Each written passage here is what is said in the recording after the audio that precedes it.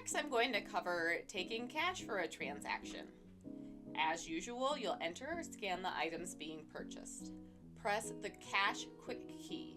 Enter in the amount of cash they are giving you. Press Enter. Give the correct change. The correct change should display on the screen. However, sometimes it does not, and in that case, reprint your receipt if you need to know the accurate change amount. When someone's paying with a credit or debit card, you once again enter or scan the items being purchased. Press the Credit Quick key. Have their customers swipe, tap, or insert their own card. Place receipt in register. If the customer requests a receipt, print a duplicate receipt. If a customer is paying with a paper meal ticket, it would be a different color than the student employee meal tickets. So our employee meal tickets are blue. You might see some paper meal tickets coming in that are orange or green or yellow or any other color really. And this might be coming from a secret shopper, athletic department visitor, student life services.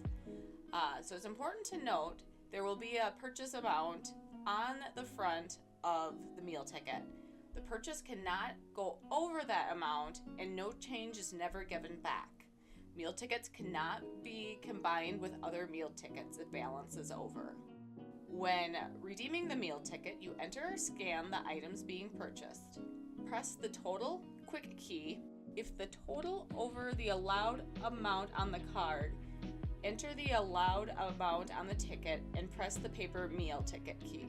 The customer is responsible for paying the rest over with another tender. So example, if they have a $10 meal ticket and their total is $11.25, the meal ticket will cover the $10. You'll write $10 on the front of the meal ticket, and the customer will be responsible for paying the $1.25 remaining with a credit card, cash, however they choose. After you enter the amount, press the paper meal ticket key. Write the amount of purchase on the ticket. If you do not, your cash drawer will be off by that amount, which you are accountable for, and initial the ticket. Put meal tickets with checks and receipts in the cash drawer. So the total for the meal ticket number that you write in that blank needs to match what they spent on the receipt. Accepting personal checks. So checks can only be written for the exact purchase amount. They can't write a check for over and get cash back. When taking a check, you enter or scan the items being purchased. Press the Total key. Press the Check key. Enter the amount of the check and press the Enter key. In order to collect on bad checks, the police department requires you have the following information. A driver's license number must be on the check. Initials of the person accepting the check, preferably in the upper right-hand corner by the check number. A student ID number in the memo space, if applicable, current address, and a current telephone number. All right, now we're going to talk about split tender transactions. So with a split tender transaction, you might see somebody pay for their items partly with their campus card and partly with a credit card. Partly with a credit card, partly with cash. But one thing they cannot do, they cannot pay with multiple credit cards. So though we can do split tender transactions, you cannot pay with multiple credit cards. We're going to talk about the split tender. So once again, you enter or scan the items being purchased.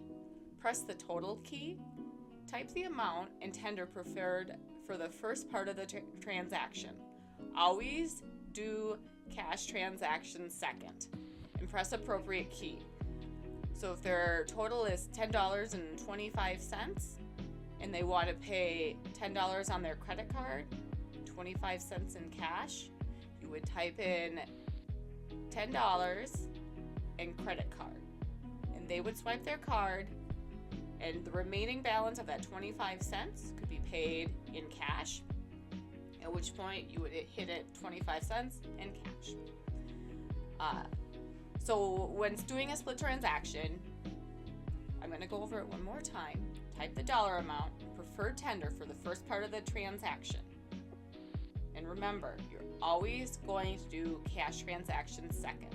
So whatever kind of card is, do it first, press appropriate key, swipe card, type in the remainder dollar amount of the transaction, press alternative method of payment, and accept payment.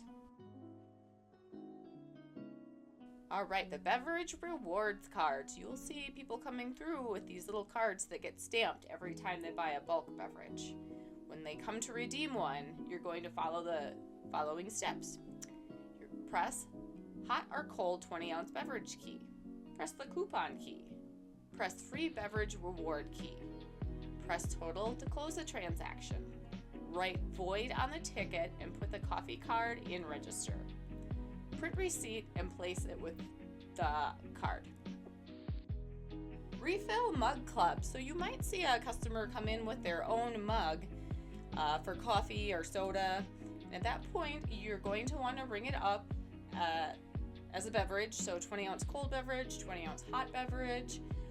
And then they get to save 10 cents for using their own mug. So you'll press the coupon key and hit the 10-cent beverage refill key and continue with your transaction. Items that won't scan. Press the button that is third from the left on the bottom of the touchscreen. It looks like a Word document with the numbers 1, 2, 3. Enter the barcode numbers on the product. Start with the small number all the way to the left and enter all of the numbers except for the last number. Press enter and the item should appear on the screen. If this doesn't work, enter the item as a miscellaneous item. Please remember to take the quiz at the end to get credit for participating in this training video.